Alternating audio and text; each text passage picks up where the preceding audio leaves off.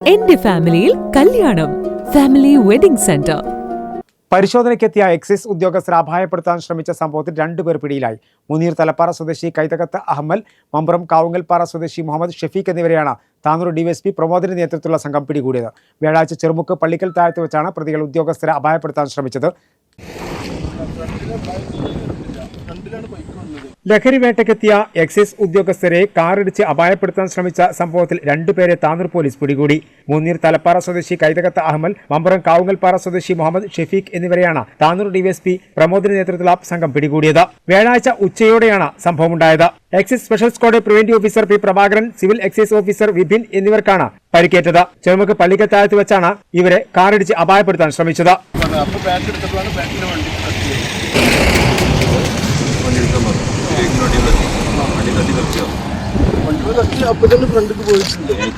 വണ്ടി ഇറങ്ങി പോവാ.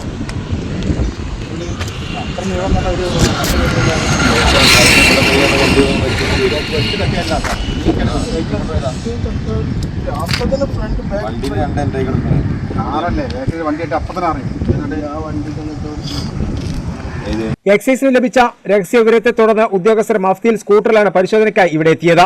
ഉദ്യോഗസ്ഥർക്ക് കൈക്കും കാലിനുമാണ് പരിക്കേറ്റത്. നാട്ടുകാരുടെ സാന്നിധ്യത്തിൽ ചെറുമുക്ക് സ്വകാര്യ ക്ലിനിക്കിൽ ചികിത്സ തേടുകയായിരുന്നു. ഡിവൈഎസ്പിക്ക് പുറമെ SHO KT Bijith, sub inspector NR Sujith, civil police ഓഫീസർമാരായ രാകേഷ്, ഉമേഷ്, സനൂപ്, എബിൻ ദാസ് എന്നിവരടങ്ങിയ സംഘമാണ് പ്രതികളെ പിടികൂടിയത്. അറസ്റ്റ് ചെയ്ത പ്രതികളെ ചെറുമുക്ക് പള്ളിക്കൽ താഴത്ത് സംഭവ സ്ഥലത്തെത്തിച്ച് തെളിവെടുപ്പ് നടത്തി.